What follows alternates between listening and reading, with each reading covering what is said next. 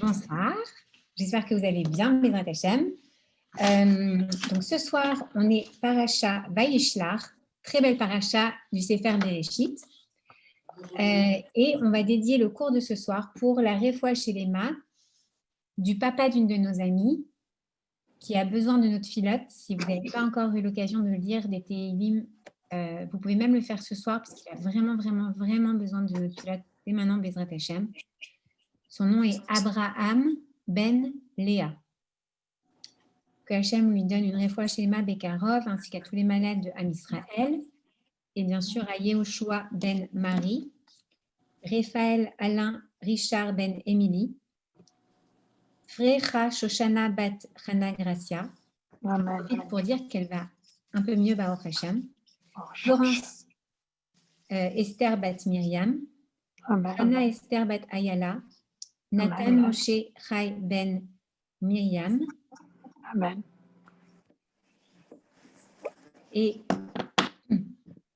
les Louis Nishmat, Mindele Bat Beila. Et donne-moi le prénom du papa, s'il te plaît, j'oublie. Mindele Bat Yosef Moshe Vebela. Yosef Moshe et Bela. Merci beaucoup. Je me souvenais que de Bela. Yosef Moshe et Bela. Shimon Ben Esther, Ben Sheba Esther, qui malheureusement nous a quittés cette semaine.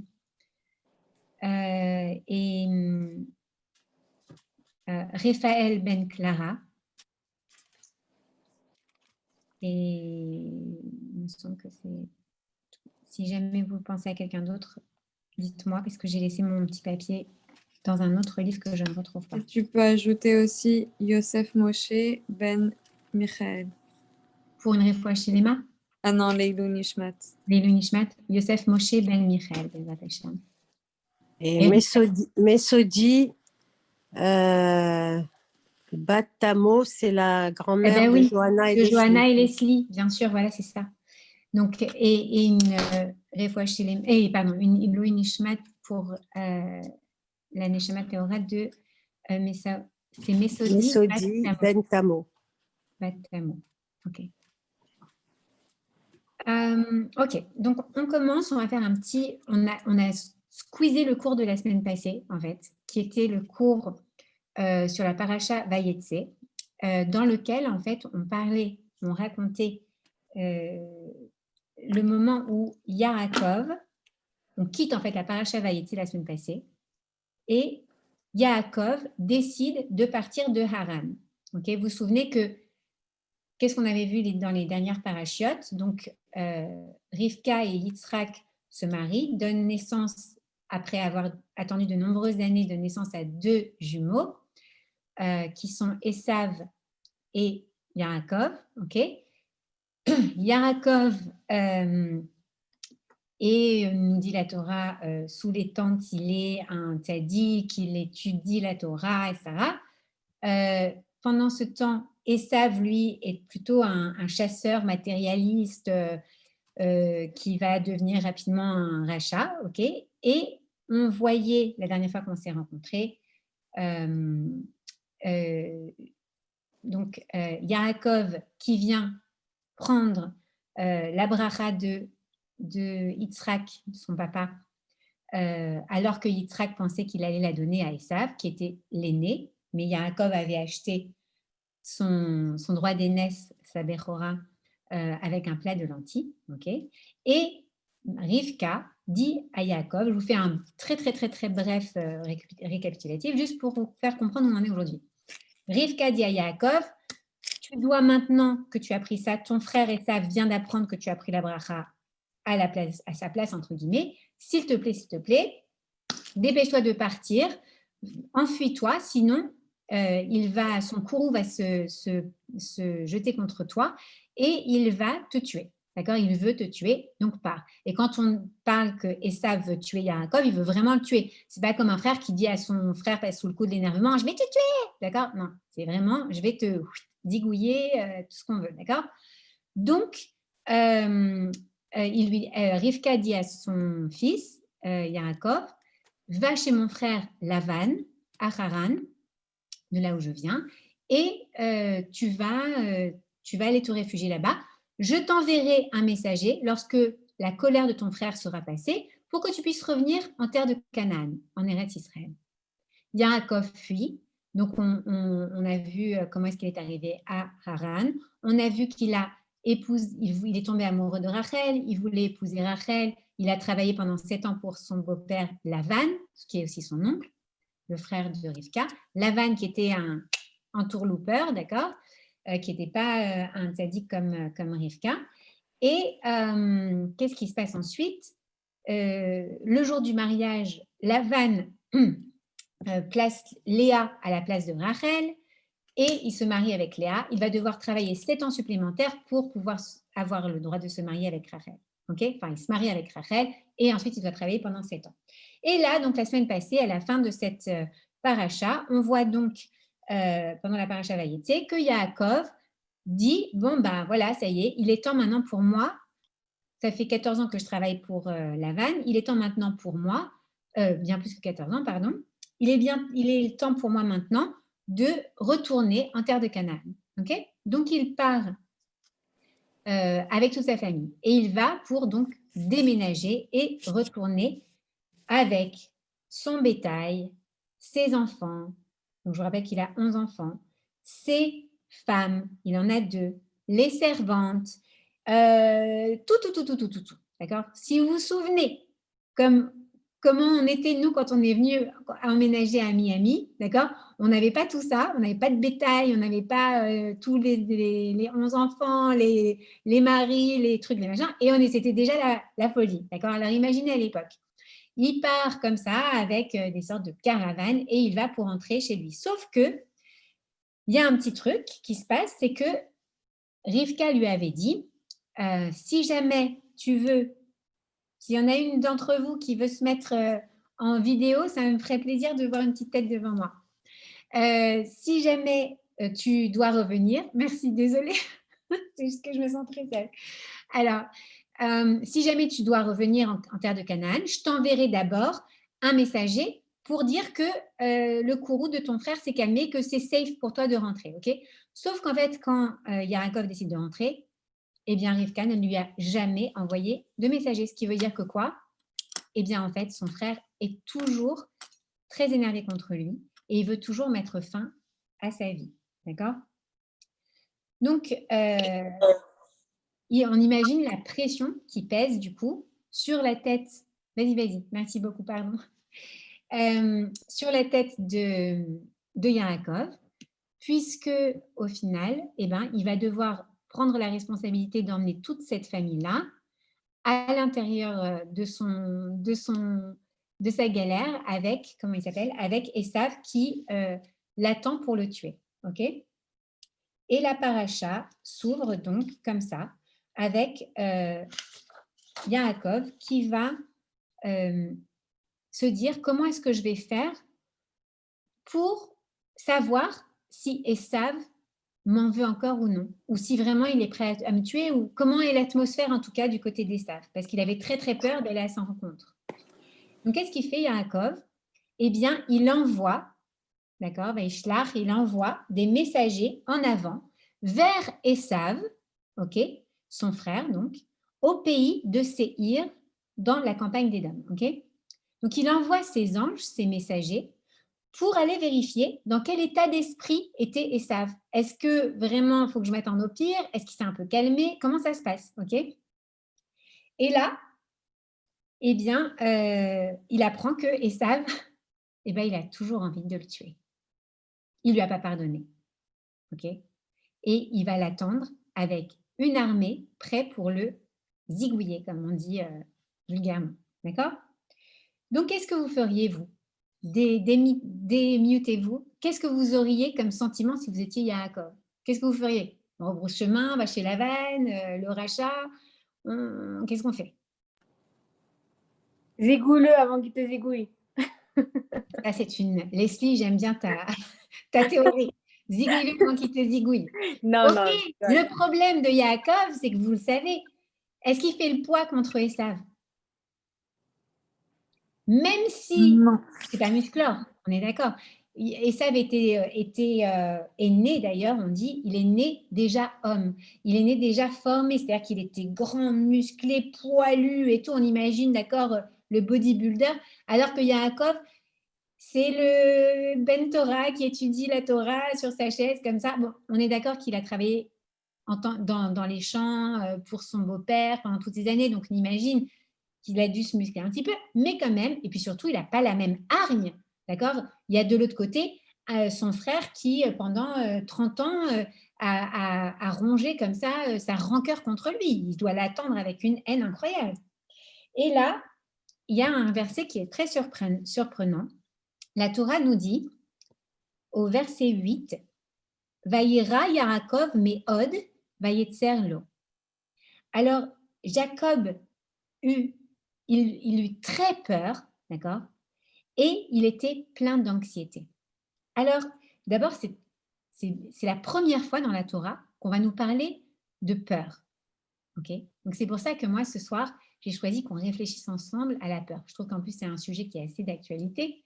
Et on n'a pas besoin d'être cette année pour en parler, même si cette année, il y a plein de raisons, il y a plein de gens qui ont des raisons d'avoir peur pour plein de choses, d'accord? Peur financière, peur de perdre son travail, peur du Covid, peur de voyager, peur même sociale, d'accord? On ne sait plus exactement par quelle peur commencer, ok? Donc, je me suis dit, tiens, c'est intéressant. Puisque dans cette paracha, on voit pour la première fois apparaître le mot peur, d'accord? Donc, il y a une leçon très intéressante à apprendre. Seulement, il y a quelque chose qui est très étonnant, à mon sens, c'est que... Non, attends. Avant ça, juste, je voudrais qu'on dise, donc, Vaïra Yaakov Me'od, et Yaakov a eu très peur, d'accord? Vraiment Me'od. Quand la Torah vient nous ajouter, vous savez que chaque mot est pesé, quand la Torah vient nous dire il a eu peur, pas il a eu peur, il a eu très peur, d'accord? C'est pas il a un peu les chocottes, il a eu très peur. Et on imagine, et 30 ans de colère de son frère. Et Vayetzer lo, et ce qui est très intéressant de Vayetzer lo, c'est que ça vient du même, alors Vayetzer lo, ça vient de la même racine que tsarim, qui sont des contractions, d'accord? De tsar qui veut dire étroitesse, comme ça, restreint, d'accord? On le retrouve aussi dans Mitzraïm, d'accord? Alors, qu'est-ce que ça veut dire? Ça veut dire que cette peur, elle lui provoquait littéralement, il était noué, il était vraiment noué à l'intérieur, ok? Ça veut dire quoi? Ça veut dire qu'il était mais complètement retourné par la peur, ok? Complètement, je ne sais pas si on peut dire vraiment une angoisse, d'accord? On va voir ensemble, est-ce que c'est une angoisse ou non? Alors, est-ce qu'on a, nous, déjà été angoissés? On a déjà eu peur? Ça vous est arrivé, vous, d'avoir eu peur? D'être angoissé? Oui. Vous êtes trop bavard ce soir. Hein? Évidemment. Ah, merci. Plus d'une fois. Exactement. Plus d'une fois. Tous les jours. Nous, on se dit, bon, c'est vrai que nous, ça semble normal. On est des êtres humains normaux. Mais ça ne vous étonne pas quand même que Yaakov ait peur? Si, justement, moi j'ai une question. Vas-y. Justement, quand on parle de quelqu'un qui... Oui, c'est Leslie. Je suis désolée, je n'ai pas la caméra. Non, t'en fais pas, c'est juste parce que comme il y a plusieurs micros d'effet, je ne sais pas qui parle. Justement, je me posais la question, quelqu'un qui est si érudit en Torah, qui connaît beaucoup, qui a vraiment une olaïmouna et tout ça, comment il a autant de peur? C'est ça, hein, c'est vraiment étonnant. C'est ça, ça fait peur. On s'y attend pas. On se dit, bah attends, c'est que nous déjà, on se dit parfois, mais attends, on essaie de se raisonner, on essaie de se dire, attends, mais pourquoi tu as peur, Esther? Enfin, franchement, tu crois en Hachem, tu as du bitachon, alors n'aie pas peur. D'accord? Mais là, on se dit, quoi? C'est le fils de Yitzhak Avinu. C'est le petit-fils d'Abraham Avinu. D'accord? C'est le fils de croyant. Et lui, il a peur. Eh bien, c'est extraordinaire. Parce que si lui, il a peur, si même Yaakov a peur, alors moi, eh bien, Hachem vient me dire, c'est OK, tu as le droit d'avoir peur toi aussi. C'est humain d'avoir peur. Ce qui est extraordinaire dans la Torah, c'est qu'on ne voit pas des super-héros qui sont complètement qui sont complètement extérieurs à nous, dans lesquels on ne peut absolument pas se projeter. La Torah vient nous présenter des êtres humains. Elle vient nous parler à nous, à chacun d'entre nous. On peut se reconnaître dans toutes nos imaot, dans tous nos avot. Et chacun vient nous apprendre une leçon. C'est vrai qu'il a eu peur. Et justement, de la manière dont il a résolu sa peur, toi aussi, tu peux t'inspirer et tu peux sortir de ta peur. Donc, c'est ce qu'on va voir un peu ce soir. OK ? Et ce qui est intéressant, c'est qu'on voit même la prochaine fois où on va parler de peur dans la Torah, c'est dans le Sefer Shemot, et c'est Moshe Rabbeinu qui va avoir peur. C'est extraordinaire. C'est-à-dire que Moshe Rabbeinu, on est d'accord, on imagine difficilement un plus grand prophète que Moshe Rabbeinu. Eh bien, à un moment aussi, la Torah vient nous dire, eh bien, il a eu peur. C'était au moment où Paro ou pas Paro, c'est le moment où il a tué les Égyptiens et il a peur que Paro le découvre et qu'il se venge de lui, d'accord? Et donc, qu'est-ce qu'il fait? Eh bien, il va fuir, ok, à Midian. Donc, on voit que finalement, eh bien, être un homme grand, être un homme fort, ça ne veut pas forcément dire ne jamais avoir peur. Dans la société dans laquelle on vit, d'accord, je me souviens quand j'étais petite, s'il y avait quelqu'un autour de nous qui avait peur, moi ça m'arrivait très souvent, et bien qu'est-ce qu'on disait? Oh là là, elle a les chocottes, nanana, elle est nulle, elle est trop faible, d'accord? On se moquait des gens qui avaient peur. Quoi, tu vas pas faire le Magic Mountain? Mais t'as les chocottes? Oh là là, d'accord? Et là, la Torah vient nous dire, mais non, tu sais quoi? Regarde, avoir peur, c'est absolument pas une notion de faiblesse, de vulnérabilité. La notion le fait d'avoir peur, ça arrive même aux dirigeants de Am Israël, même à nos pères, à nos patriarches, même à des hommes grands, des hommes qui sont la fondation de Am Israël, et bien même eux, ils ont eu peur. Moshe Rabbeinu, Yaakov Avinu. Alors, tu as le droit d'avoir peur. Et pourquoi? D'abord, c'est intéressant qu'on se demande, juste un petit aparté, si c'est en rapport avec notre paracha, puisqu'on étudie la peur dans la paracha, mais en fait, il faut comprendre que Hachem il nous a donné plusieurs types d'émotions. Et parmi ces émotions, il y a la peur. Et la peur, eh bien, elle est là pour nous permettre de survivre. D'accord? Pourquoi? Parce que c'est quoi la peur en réalité? La peur, c'est une émotion qui va déclencher à l'intérieur de nous comment est-ce qu'on dit? Une émission de... Ah, j'arrive pas à parler de ça. Attends, je retrouve le mot. D'adrénaline, va faire accélérer le sang dans le corps. Ok? Pourquoi? Parce qu'en fait, à quoi sert la peur à la base? Imaginez qu'on va tout ensemble en safari et qu'on est en plein milieu de la savane et que d'un seul coup, il y a un lion qui arrive comme ça. Si je n'ai pas de peur, si je n'ai pas ce sentiment de peur, salut Solange. Si je n'ai pas ce sentiment de peur, alors qu'est-ce qui se passe? Il y a de fortes chances que miam miam, le lion, il va pas faire long feu avec nous, d'accord? La peur, elle est là pourquoi? Pour me permettre de prendre mes jambes à mon cou, ok? Elle va me donner un coup de fouet grâce à ces hormones qui vont être diffusées dans mon organisme. Eh bien, mon cœur va marcher beaucoup plus vite, va pomper l'oxygène beaucoup plus vite. L'oxygène va aller et le sang va aller directement dans les organes qui vont me permettre de courir et je vais avoir beaucoup plus de force, d'accord? Je vais être beaucoup plus forte et je vais pouvoir donc sauver ma peau. Donc la peur, elle est là pour nous permettre de réunir toute la force dont on a besoin, toute l'intelligence dont on a besoin pour trouver une stratégie à un certain moment pour sauver sa peau. Donc, c'est un élément qui est salvateur, qui est bon. Ce n'est pas mauvais d'avoir peur. Et la Torah vient nous dire, non seulement ce n'est pas mauvais d'avoir peur, mais tu vois, même ces grands hommes, comme Moshe Rabbeinu et Yaakov Avinu, eh bien, ils ont eu peur, et je te les cite. D'accord? Donc, n'aie pas honte d'avoir peur, ne pense pas que tu es faite parce que tu as peur. D'accord? Alors, qu'est-ce qui est vraiment un problème? Eh bien, en réalité, avoir peur, c'est aussi une preuve de conscience de sa responsabilité.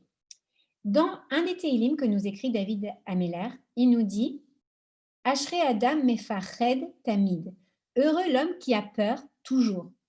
On dit comment ça? Heureux l'homme qui a peur toujours. Est-ce que ça voudrait dire que être heureux, celui qui vit dans l'angoisse? S'il y en a une ou deux qui ont vu des angoissés autour d'elle ou qui ont été angoissés dans le passé ou qui sont encore angoissés aujourd'hui, c'est sûr que non. Ça ne rend pas heureux d'être dans l'angoisse, ok? Le problème, en fait, ici, c'est de notre manière d'envisager la peur. Lorsqu'on parle de peur, on parle souvent d'un état de panique, d'un état d'angoisse qui nous retient dans une forme d'immobilité. Vous savez, face à la peur, il y a deux manières en fait de réagir. Soit on est complètement tétanisé, d'accord? On dit tétanisé par la peur. C'est quoi tétanisé? C'est être comme se rendre comme une forme de pierre, d'accord? Il y en a sous le coup de la peur, ils ne savent plus quoi faire. Ils sont bloqués, comme ça, d'accord? Et d'autres, au contraire, qui vont agir. Alors, donc là, il s'agit en fait d'une toute autre forme de peur dont nous parle David Ameller dans ce verset.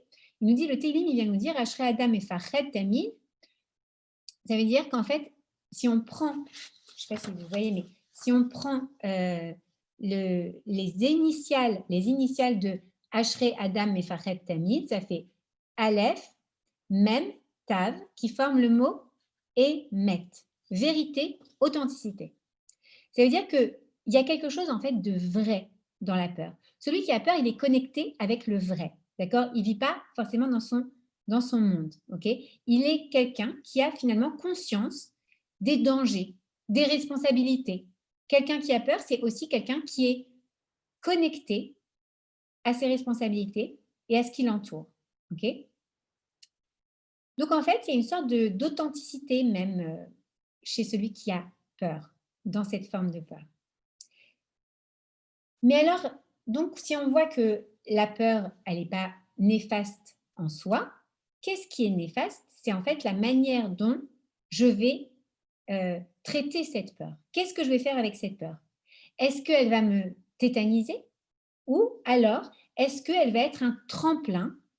D'accord? Comme on l'a cité précédemment, le but de la peur, c'est de nous donner un coup d'adrénaline, un coup de fouet, faire rehausser la cortisol dans le corps, etc. Pourquoi? Pour nous permettre de allez hop, on y va, on a beaucoup plus de force, on a beaucoup plus d'énergie, d'accord? Pour me propulser vers quelque chose de plus grand dans ma vie. Ok?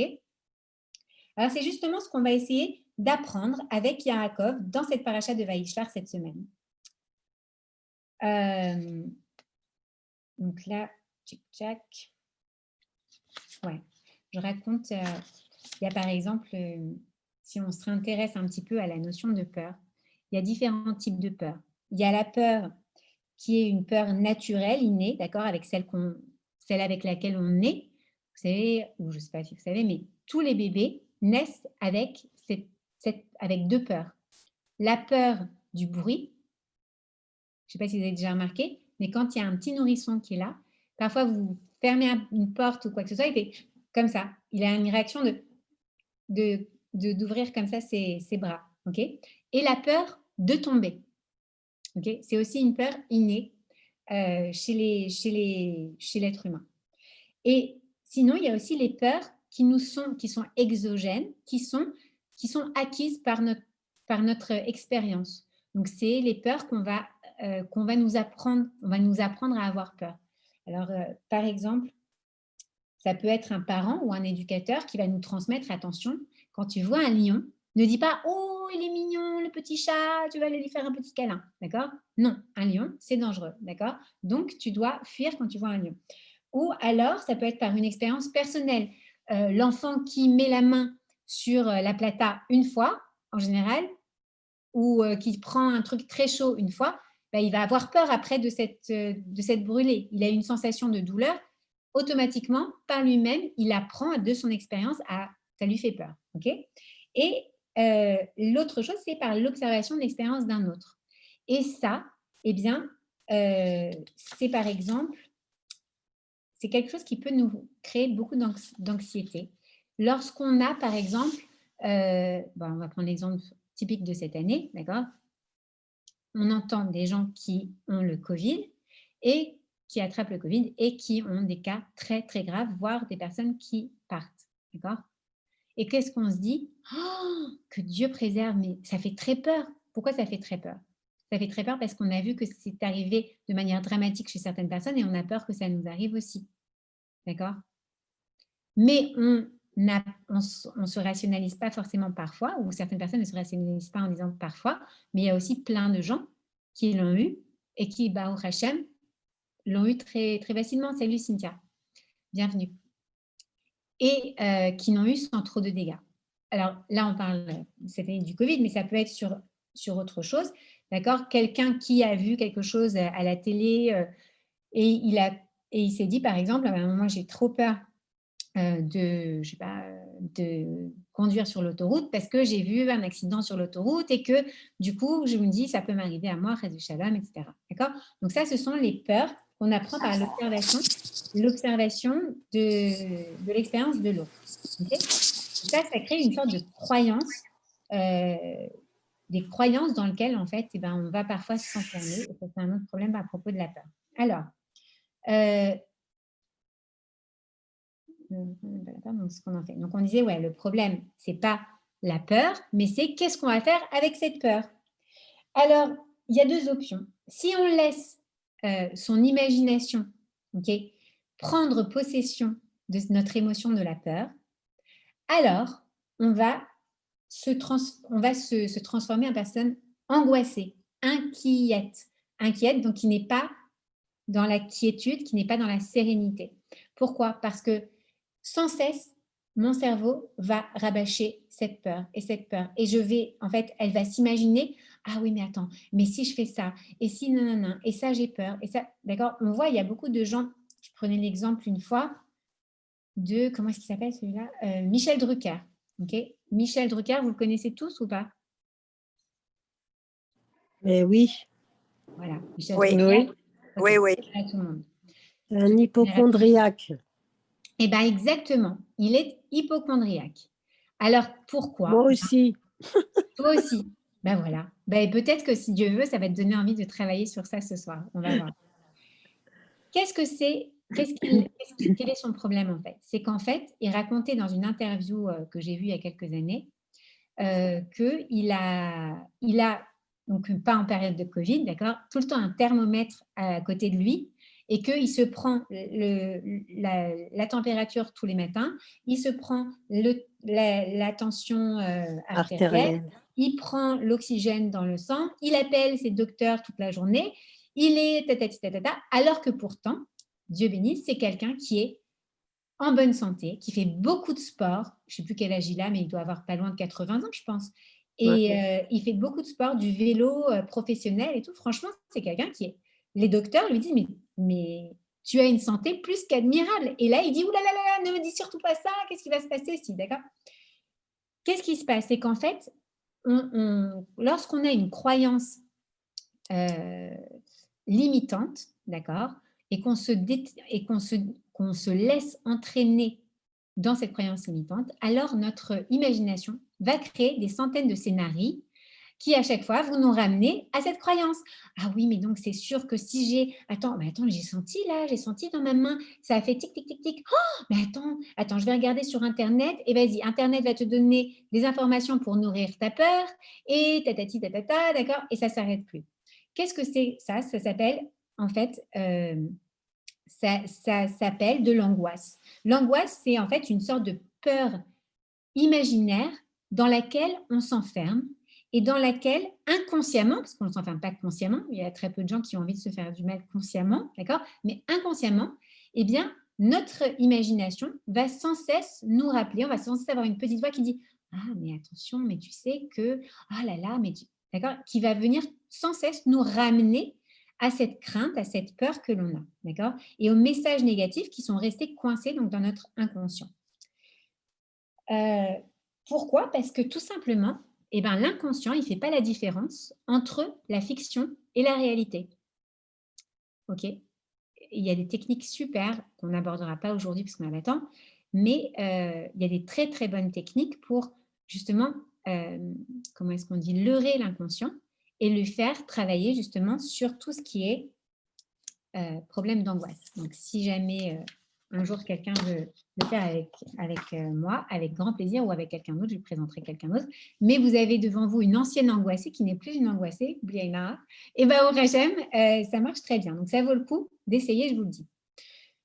Donc, il faut savoir que la peur, eh bien, si jamais on laisse finalement son inconscient ancré dans cette croyance limitante de cette peur, eh bien, elle peut se transformer en vrai problème, d'accord? Parce que l'angoisse et l'inquiétude, eh bien, elles sont mauvaises pour la santé. Pourquoi? Parce que quelqu'un qui produit trop de cortisol, par exemple, qui normalement est une hormone qui est diffusée le matin, elle va se dire, elle n'est pas docteur, qu'est-ce qu'elle a cette Esther à nous parler de tous ces trucs. Mais en tant qu'ancienne angoissée, je peux vous parler de cortisol et de beaucoup de trucs. C'est ça. Rita, tu n'es pas au courant de plein de trucs sur la médecine? Si. Tu vois? C'est tout à fait juste ce que tu dis, parce que si je prends mon exemple personnel, parce que c'est celui que je connais le mieux, j'ai commencé à dédoubler mon diabète à cause de l'angoisse. Ah oui?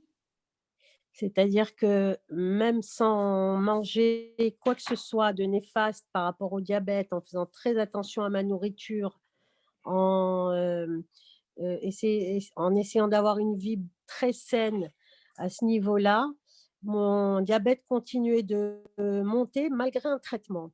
Et un jour, un médecin m'a dit, c'était mon médecin de famille en France, m'a dit: «Tant que vous serez angoissé et stressé, votre diabète ne baissera pas». Et il a raison. Ah, c'est fou. Et tu as Il a travaillé là-dessus? complètement raison. Non, j'ai pas travaillé là-dessus, parce que, tous les jours, ne se ressemblent pas. Les jours se suivent, mais ne se ressemblent pas, et chaque jour est avec son lot d'histoires et Bien parfois sûr. d'angoisse et de peur. Là, Esther, vous avez parlé de la peur, qui se contrôle pas par rapport à des hypocondriaques, mais parfois il y a des peurs, qui sont sur des situations qu'on ne contrôle pas du tout, sur lesquelles Bien on sûr. ne peut rien faire. Mais c'est souvent des peurs. La peur, c'est souvent parce qu'on ne peut rien faire. Et qu'on se dit, je Exactement, ne suis pas en contrôle. C'est exactement, apprendre, en fait, ne plus être angoissé, c'est apprendre à accepter de lâcher prise. tout à fait. Ce sont des C'est là le situations, travail. c'est exactement. Et c'est un travail sur le bitachon, sur la confiance aussi qu'on a en Dieu. Mais si ça te dit, Rita, un jour, si tu veux, on en parle. Moi, Ouais, je vraiment, veux bien. j'ai des techniques que j'ai apprises d'abord en les exerçant sur moi, ensuite en les étudiant en cours.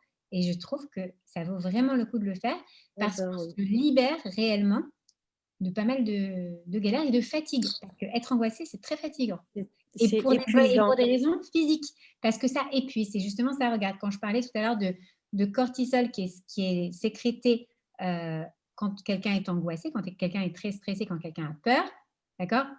Il sécrète cette hormone, par exemple, de cortisol. Alors, cette cortisol, elle est créée par les glandes endocrines. Comment on dit en français? Exact, endocrinologie. Mais effectivement, c'est une hormone qui fait grossir. Alors, mais c'est surtout que ce sont des glandes qui s'épuisent. Et donc, quand quelqu'un arrive à ce qu'on appelle un burn-out, d'accord, et ben c'est qu'en fait, il a trop brûlé sa cortisol. Tu vois, s'il y a eu trop de production de cortisol. Donc, il faut vraiment travailler parce que ça crée vraiment des problèmes. Ça crée même des problèmes de digestion. Ça crée plein. J'en ai mangé de rien à foutre. Quoi? Oh, I'm sorry. Mais c'est pas grave. Vas-y, laisse le truc. Oh. Ah, pardon, je me Mais suis non. pas vue que je me suis mute. Mais c'est très intéressant ce que tu dis, Esther. Est-ce que tu as déjà travaillé avec des femmes qui ont eu postpartum? Qui ont eu de quoi postpartum? Du stress, des angoisses postpartum? Postpartum après avoir un Dépression. enfant. Dépression postpartum. Ah, la dépression postpartum. Bah, j'ai jamais travaillé spécifiquement là-dessus, mais on peut travailler dessus avec plaisir. Parce que c'est ça, c'est des angoisses incontrôlables sur des peurs que tu ne comprends pas. Et non seulement tu disais là que tu sécrètes de la cortisol, et ce qui se passe en fait aussi, c'est que ce qui crée les angoisses, c'est aussi a decrease in serotonin. Bien sûr, bien Et sûr. donc ça, c'est incontrôlable. Donc après, ça devient C'est pas incontrôlable.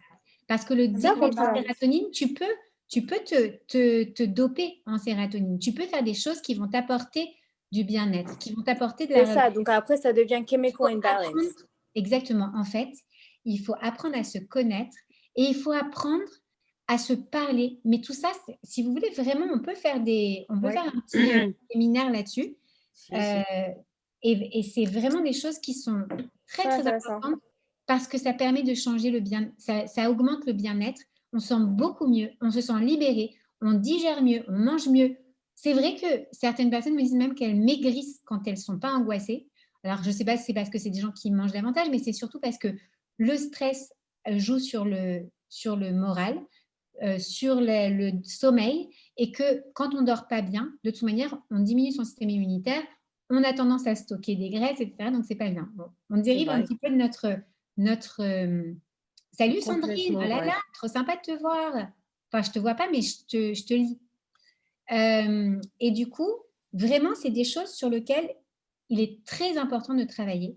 Et moi, j'adore travailler avec les femmes sur le bien-être parce que c'est un thème que je reprends très souvent dans mes cours. Pas les cours de la paracha, mais les cours pendant la semaine. La femme, on est appelé baït, d'accord? On est l'énergie de la maison. Si on veut que Am Israël, et je viens de dire bien, tout Am Israël rayonne, soit fort, soit heureux, eh bien, il faut que les femmes soient heureuses et soient bien dans leur basket et soient équilibrées. Pourquoi? Parce que c'est par nous que la bracha passe vers notre famille. Pourquoi? Tout simplement parce que, imaginez, pour celles qui ont un mari ou celles qui ont des enfants, d'accord, que vous réveillez une chenfa totale, d'accord? Vous réveillez de mauvaise humeur. Mais même les murs de votre maison, ils tirent la tête, d'accord? Parce que tout tremble quand la femme est de mauvaise humeur. D'un seul coup, plus personne n'ose rien dire, même le petit-déj, il est triste, d'accord? Tout est triste. Alors que si vous vous réveillez un jour du bon pied, de bonne humeur, là, d'un seul coup, vous allez voir que tout arrive beaucoup plus calmement. La femme est comme le thermostat de sa maison, d'accord? Si on veut qu'une maison rayonne, alors il faut que la femme, elle rayonne. Et à travers ce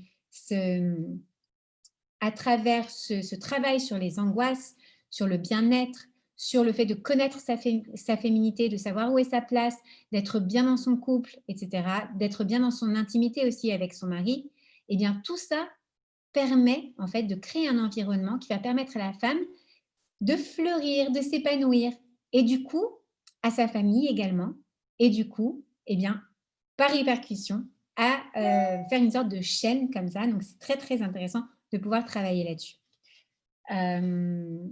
On travaille d'ailleurs beaucoup dessus sur le séminaire de Taharat HaMishpacha, qui n'est pas du tout que basé sur les lois de Nida, mais sur plein d'autres choses. Ok? Donc attends, où est-ce qu'on en est dans mon petit cours?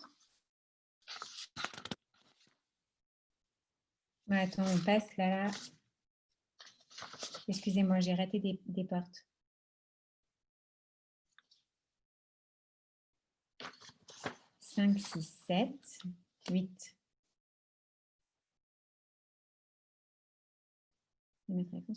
Excusez-moi, je me suis un peu égarée. En plus, j'ai mélangé mes feuilles.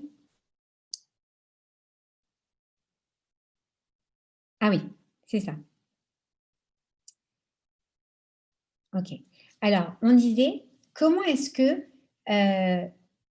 qu'on va apprendre en fait à gérer nos angoisses avec cette histoire de Yaakov cette semaine? Eh bien, si on revient à la paracha, donc, on voit que la Torah insiste sur le fait que Yaakov a très peur, c'est vrai, mais il nous dit Yaakov a eu très peur, Vayetzer-lo, il sentit un nœud se former en lui, donc il met l'accent sur cette peur. Et puis juste après, le verset continue au verset 9 et dit si Esav attaque l'une des bandes, ah oui non, il nous dit pardon, il sépara ses gens, le gros bétail et les chameaux en 2 bandes, et il continue au verset 9 en disant si Esav attaque l'une des bandes et la met en pièces, la bande restante deviendra une ressource. Donc, qu'est-ce qu'on voit en fait? On voit que, tout à l'heure, on disait, il y a 2 manières de répondre, il y a 2 manières de réagir face à la peur. Soit on est tétanisé, d'accord? Et on reste coincé complètement dans notre peur. Ça devient une angoisse, on ne sait plus quoi faire, on ne sait pas comment faire pour se sortir de ce cercle vicieux. Et parfois, ça peut rester s'installer pendant des années, d'accord, dans des croyances limitantes qui ne peuvent pas se libérer. Et puis, là, la Torah vient nous dire, tu sais quoi? Voilà, regarde, c'est vrai que même un grand homme comme Yaakov, il a eu peur. Donc, toi aussi, c'est normal si tu as peur. Regarde ce qu'il a fait pour t'en inspirer. Qu'est-ce qu'il a fait? Il ne s'est pas laissé immobiliser par sa peur.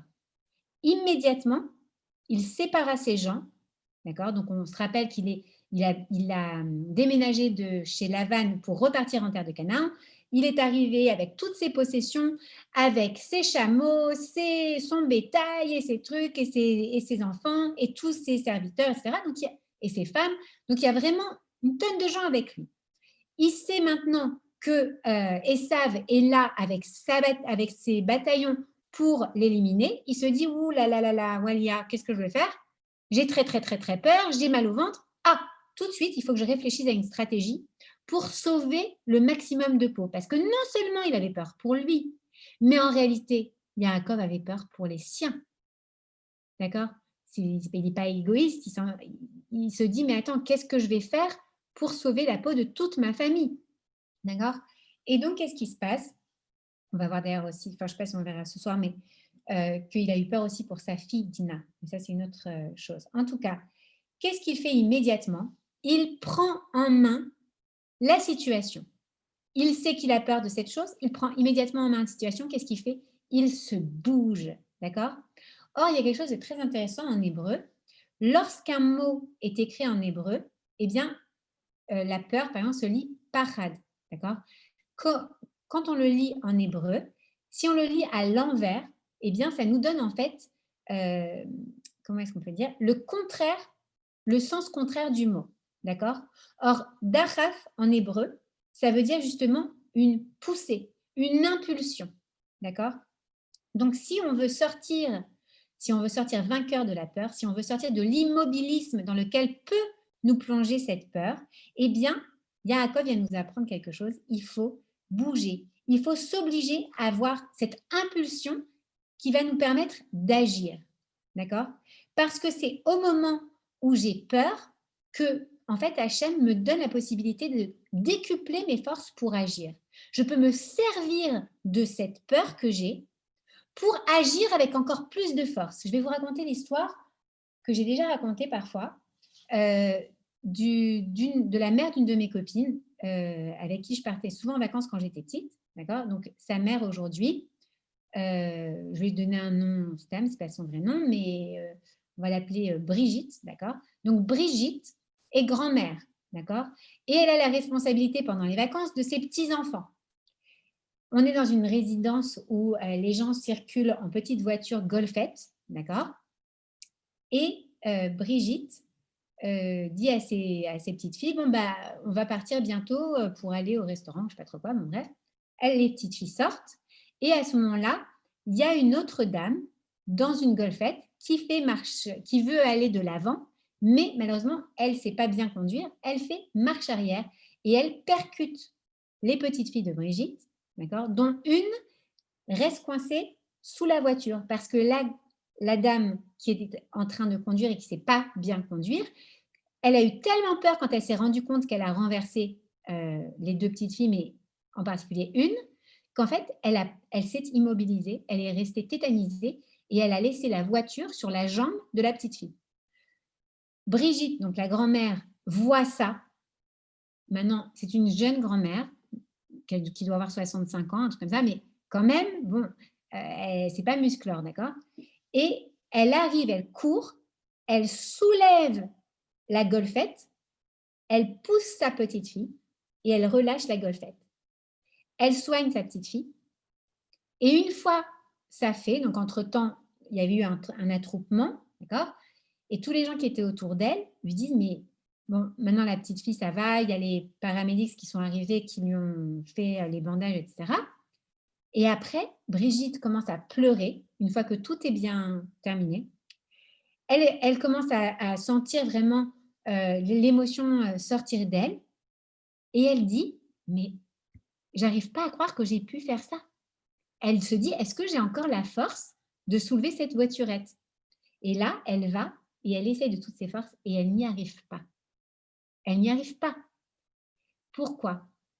La peur, elle nous décuple nos forces. Vous vous souvenez que la peur, c'est le moyen qu'Hachem nous a donné pour que dans notre corps, toute l'énergie qu'on a à ce moment-là, elle va venir être disponible pour nous sauver la vie ou pour sauver la vie de ceux qu'on aime ou ceux qui sont autour de nous. D'accord? Donc en fait, soit on se sert de cette peur pour devenir encore plus fort, pour faire des choses qu'on n'aurait jamais pu accomplir si on n'avait pas eu cette peur. On sort de notre situation actuelle en disant je vais prendre toute l'énergie que m'offre Hachem avec cette peur-là que je viens de recevoir, ça m'a décuplé mes forces. C'est comme si, c'est simple, je vais prendre un exemple pour celles qui connaissent Astérix et Obélix. C'est comme si Hachem il venait vous donner une petite cuillère de la potion magique. Ok? Hop, une petite dose. Allez, vas-y. Vous vous souvenez, ça faisait des étoiles comme ça et hop, d'un seul coup, les Gaulois, ils étaient très, très, très forts, ils allaient très vite, etc. C'est exactement la même chose. Lorsqu'on a peur, on peut prendre cette peur et on peut en fait décupler nos forces, être beaucoup plus intelligent, réfléchir beaucoup plus rapidement. Et on le voit là, Yaakov, il dit, il sépare les gens. D'un seul coup, en 2 secondes comme ça, il trouve une technique pour essayer de sauver le maximum de personnes. Et il dit, si Esav attaque l'une des bandes, alors, eh bien, la bande restante deviendra une ressource. Devient un fin stratège. Ce n'est pas un guerrier, Yaakov. Il ne sait pas faire la guerre. D'accord? Et pourtant, sa peur, à ce moment-là, eh bien, il va s'en servir. Il va s'en servir pour aller se dépasser, pour être encore plus fort, pour aller trouver les ressources qu'Hachem a cachées en lui. Alors nous aussi, eh bien, en fait, on peut faire exactement la même chose. Lorsqu'on est face à notre peur, à la peur, d'abord, on va pas la rendre nôtre. On ne va pas se la personnaliser, la peur. D'accord? Il y a des gens qui disent « je suis angoissé ». Non, « je » égale pas angoissé.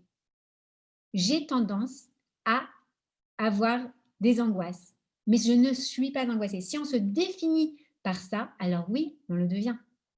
On se limite encore une fois, d'accord? Il faut toujours différencier l'action de la personne. Alors, face à la peur, on a 2 options. En effet, on peut être tétanisé. D'accord? Rester comme cette bonne femme sur la voiturette, bloquée sur le problème qu'elle vient de créer. Et à ce moment-là, qu'est-ce qu'on fait? On perd son temps, on perd sa vie, on s'angoisse, on perd sa santé. Ou alors, on peut se dire, mais en fait, c'est une chance cette peur. Là, d'un seul coup, parce que j'ai peur, je vais me surpasser, je vais me dépasser, je vais aller trouver des ressources qui sont en moi et je vais arriver à avoir une force surhumaine que je n'aurais jamais imaginée. C'est au moment de la peur que je vais être capable d'utiliser le maximum mon cerveau pour trouver une solution, pour sauver l'affaire. D'accord? Donc, face à cette peur, si on veut éviter l'angoisse, si on veut se servir de cet outil extrêmement important que nous a offert Hachem, alors on doit agir, on doit surfer en fait sur l'impulsion, sur la vague de la peur. Ne pas laisser la peur nous envahir, mais au contraire se dire, voilà, c'est vrai, j'ai peur, allez, maintenant je vais m'en servir pour accomplir quelque chose d'important que j'aurais même peut-être pas pu faire sans cette peur. Voilà. Est-ce que vous voulez discuter un petit peu de quelque chose en rapport avec la paracha? Est-ce que ça vous paraît clair? Est-ce que vous avez des questions? Non, c'est clair. Oui, très clair. Je pense que ces peurs apparaissent et surtout quand on devient mère. On est un peu insouciant avant. Je suis d'accord. Et Tu sais, après, on a des enfants, on trempe. Moi, je sais que ça, on trempe pour tout, une petite fièvre, on pense tout de suite à des choses. tu Et sais pourquoi je trouve qu'en devenant mère, on prend ses peurs. Parce que en devenant mère, tu deviens responsable d'autres personnes. Ouais. Tu deviens responsable d'autres personnes. Et c'est exactement ce qu'on disait à propos, je ne sais pas si tu étais là, quand on disait que la Torah nous dit pardon, je sais pas, la Torah nous dit que, en fait, dans la paracha, dans le Sefer Bereshit, on voit Yaakov qui a peur, et dans le Sefer Shemot, on voit Moshe Rabbeinu qui a peur. Et dans ces deux cas, on a d'un côté Yaakov qu'on va appeler Israël. C'est le père, c'est lui Israël. D'accord? Ouais. C'est lui le père de la nation juive. Et de l'autre côté, on a Moshe Rabbeinu, notre maître, notre guide. Et dans les deux cas, ils ont des responsabilités immenses de leur peuple. OK? Pour leur peuple, à deux moments différents de l'histoire. Et on comprend bien sûr que la peur, elle vient avec la responsabilité. C'est la contrepartie. Parce qu'en fait, voilà, je ne sais plus, cette semaine, je parlais, je ne sais plus dans quel cours c'était, je crois que c'était un cours sur la Tarat HaMishpacha, il me semble. Oui, c'est ça. Lundi, on parlait des parcs d'amusement, genre Disney, Universal et tout ça. Et je disais, oh là là, j'adore, j'ai hâte. Je ne suis pas enceinte cette fois-ci, mais au Hachem, où je vais, peut-être si Dieu va aller à Orlando, je vais pouvoir faire toutes les montagnes russes et les machins. Et une fille qui me dit, oh, moi j'adorais ça, mais depuis que je suis mère, je ne peux plus faire ça. Et je dis, ah bon? Elle m'a dit, ben non, depuis que je suis maman, j'ai trop peur qu'il m'arrive quelque chose que Dieu préserve, et que du coup, ben, je ne le fais plus. Et en fait, je comprends ça parce que je suis passée par cette étape aussi. Je me disais, oh non, je ne vais pas aller skier, je vais mettre un casque, un truc, des trucs. Si jamais quoi que ce soit, qu'est-ce qui se passe? Et en même temps, je trouve qu'il y a au contraire, c'est une peur qui est contrôlée en fait, parce qu'une montagne russe, ça donne des sensations. Mais en réalité, on n'a pas vraiment peur. C'est la sensation de la peur, mais on sait que normalement, il ne se passe rien, d'accord, chez Disney ou à Universal, c'est quand même bien contrôlé. On n'est pas en train de sauter d'un pont avec un élastique, ça, je ne pourrais pas le faire, la vérité. Mais aller me faire peur dans une montagne russe, ressentir la sensation comme ça, je trouve que ça donne... c'est excitant, ça fait... on se sent vivant, je ne sais pas, c'est très, très... Le taux d'adrénaline. Ouais, c'est vrai. Donc, mais c'est vrai que la peur vient avec les responsabilités. Donc, tu as raison, Magali. C'est vrai que beaucoup de jeunes mamans... mais il faudrait apprendre, faudrait former des groupes et apprendre à les maîtriser parce que je trouve que des fois, ça peut être des handicaps. Par exemple, tu vois, comme tu disais, moi, voir les enfants et prendre l'autoroute, c'est une chose qui me faisait peur. Tu vois, il faut apprendre à les maîtriser. Bien sûr, ok, c'est beau d'avoir peur et tout, mais je trouve que c'est chez la maman, je trouve que quand même, il y a des fois où ça peut être des handicaps et on peut transmettre. Oui, c'est vrai. C'est vrai, Alors, ça, on peut, on transmet complètement. Évidemment. La peur, elle se transmet, elle se sent. D'ailleurs, Déborah Mselem, tu es là? Est-ce que ton chien, il sent quand il y a des gens qui ont peur? Parce que moi, je me souviens que j'avais des chiens à un moment dans ma vie et ils sentaient les gens qui ont peur. Ah, ils sentent. Même les chiens, moi, j'aime pas je les aime de loin. Oui, d'accord, mais il y a vraiment quelque chose qui transpire. Mais quand on a peur, qu'en plus on est une maman et qu'on vient dire attention à ça, attention, ah non, oh là là, d'accord. Mais bien sûr que c'est certain que ça conditionne, ça crée des croyances limitantes à nos enfants et à qui que ce soit d'ailleurs, d'accord. Et c'est très dommage parce que moi je me souviens par exemple mon père, ma grand-mère, elle disait toujours mais non, il faut surtout pas aller manger. Il faut pas aller nager 3 heures après avoir mangé. Mon père, aujourd'hui, ne peut pas. Genre, quand il voit mes enfants aller dans l'eau après avoir mangé, il me dit, mais t'es folle, mais ils vont avoir une hydrocution, et tatati, et tatata. Je dis, mais papa, t'en fais pas, ils vont pas être hydrocutés, tout va bien, grâce à Dieu, ça va, ils sont bien. Bon, on peut attendre un petit peu, mais c'est pas la fin du monde. Mais pour lui, c'est la fin du monde quand on peut pas aller dans l'eau après avoir mangé. Il y a des choses, c'est comme ça s'appelle des croyances. Oui, des choses qui ont été... Ah oui, c'est ça, c'est des peurs qui remontent, qui ont été transmises par la maman.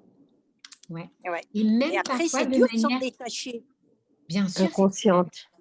De manière inconsciente, exactement. Il y a ce qu'on appelle, et même parfois, je suis en train d'étudier ça justement dans une classe très intéressante, qui n'est pas une classe de trauma, mais une classe de décodage biologique, et même de manière transgénérationnelle. C'est-à-dire qu'on peut être, par exemple, on peut avoir peur des trains, d'accord? Et on ne sait pas pourquoi. Quand on rentre dans un train, on a l'odeur du train, ça nous dégoûte, on a mal au ventre ou alors on vomit dans le train, d'accord? Ou alors on a peur du train.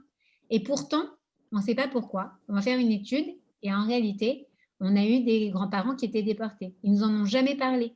Jamais. Et pourtant, Non, nous, on ne peut pas voir le train. ça se transmet, c'est comme Même le de corps est manière- comme un ordinateur.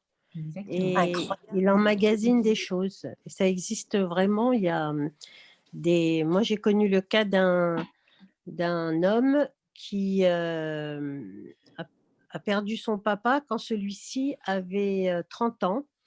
Et il est mort parce qu'il est tombé d'un arbre. Donc, ce monsieur, quand il a eu 30 ans, a commencé à générer des maux de tête continuels.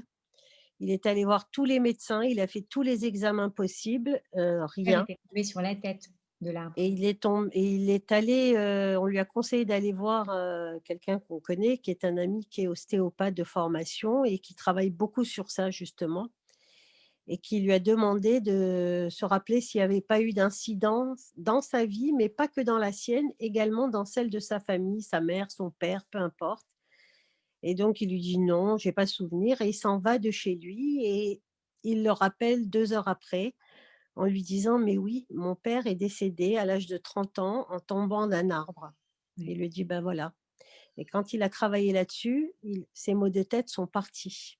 Exactement. Mais il y a plein de choses comme ça et qui sont très intéressantes. Et tu peux transmettre tes peurs de manière consciente ou de manière inconsciente. Complètement. C'est important de travailler. De toute manière, de travailler sur soi. De toute manière, on est là pour ça. Hachem, il nous a mis sur Terre pour qu'on se travaille. Après, quelle est la corrélation entre la foi ultime qui permet justement de juguler ses peurs? C'est ça. C'est vrai, mais c'est vrai aussi que quand tu te sens proche de Dieu, tu as moins peur. Quand tu te sens dans les mains, dans les bras d'Hachem, tu as beaucoup moins peur. Parce que tu prends conscience que de toute manière, ce n'est pas entre tes mains. Donc, à quoi ça sert d'avoir peur? Tu as peur de quoi au final? La peur, elle ne va pas empêcher les choses de venir. C'est ça. Tout le problème est là. Il y a un très joli machal que j'ai déjà dit aussi. Je suis désolée, je me répète parfois, mais parce que j'ai quelques histoires comme ça que j'aime beaucoup. Mais c'est un homme qui se promène sur la plage. Donc, c'est un machal, c'est une parabole, une fable. Un homme qui se promène sur la plage tous les jours. Et il marche le long de l'eau comme ça. Et il parle avec Hachem. Et il lui raconte sa vie. Tous les jours, il vient comme ça, il passe une demi-heure sur la plage et il lui raconte sa vie. Il lui dit merci Hachem, comme je suis bien, regarde, machin. J'ai eu la chance d'être en bonne santé, d'avoir des gentils parents, je suis tellement content, j'ai fait des belles études et tout ça. Et puis il voit, donc lui il marche, il se retourne comme ça et il voit les empreintes de ses pieds sur le sable, c'est le sable mouillé. Et il voit à côté les empreintes d'Hachem. Bien sûr, il ne voit pas Hachem, mais il voit les empreintes comme ça, et il le regarde, et ça lui fait du bien de savoir qu'Hachem, il est juste à côté de lui, qu'il est juste à côté de lui, et qu'il l'écoute et qu'il l'entend. Et tous les jours, il va, et puis il lui fait part de sa vie. Entre-temps, il rencontre l'amour de sa vie. Il lui dit merci Hachem, mais comme je suis content, regarde, tu m'as donné une calame merveilleuse. Et puis, à chaque fois, il se retourne et il voit comme ça les traces de ses pieds et puis les traces d'Hachem dans le sable. Et ça le rassure de savoir ça, c'est merveilleux. Et puis, ils ont des enfants. Et puis, les choses avancent. Et à chaque fois, il continue donc à aller comme ça sur la plage parler à Hachem. Et puis, un jour, malheureusement, il apprend que sa femme a une maladie très grave. Et il va comme ça sur la plage et il va parler à Hachem. Et il lui dit Hachem, Hachem, mais je t'en supplie, c'est pas possible. C'est pas possible, tu peux pas faire ça, tu peux pas me prendre ma femme, tu peux pas, je l'aime, je t'en supplie, laisse-la moi, tu peux pas faire ça. Et il se sent tellement abandonné, tellement dans la douleur. Et il regarde comme ça derrière lui et il voit que 2 traces de pas. Et il se dit, mais c'est pas possible, Hachem, tu m'as pas abandonné, où est-ce que tu es, où est-ce que tu es? Et il revient le lendemain, il repleure, Hachem, je t'en supplie, donne une fois chez les mains à ma femme, je t'en prie, mon Dieu, s'il te plaît, c'est pas possible, comment c'est possible, pourquoi tu fais ça?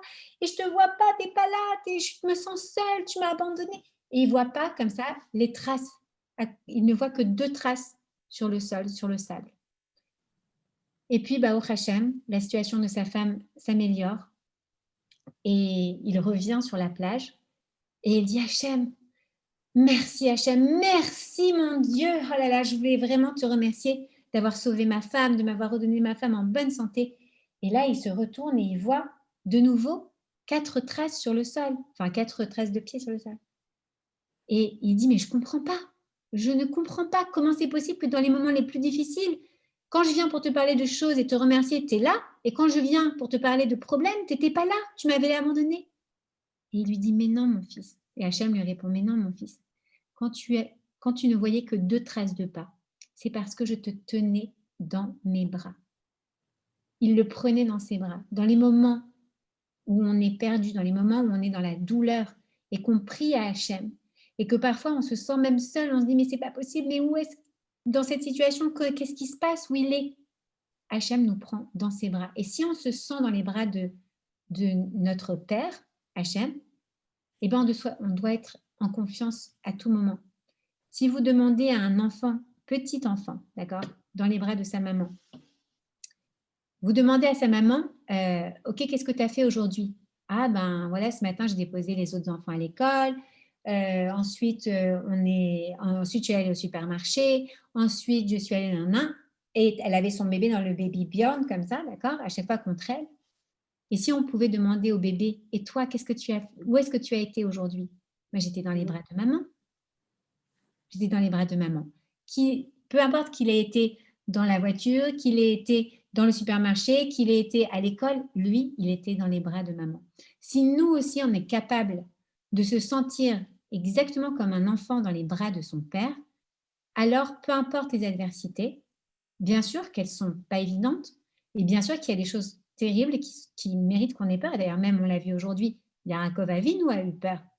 Donc si lui, il a peur, notre peur est légitime aussi. Mais on ne doit pas se laisser perdre, noyer dans cette peur. Parce que Hachem est avec nous et il nous prend dans ses bras. Et quelle que soit l'adversité, il faut savoir qu'il faut avoir du bitachon en Hachem. On ne sait pas quels sont les plans d'Hachem. Et parfois, c'est très, très difficile. On voit les autres autour de nous souffrir et on se dit, je ne peux rien faire. Je ne peux rien faire. Et c'est terrible. C'est très frustrant.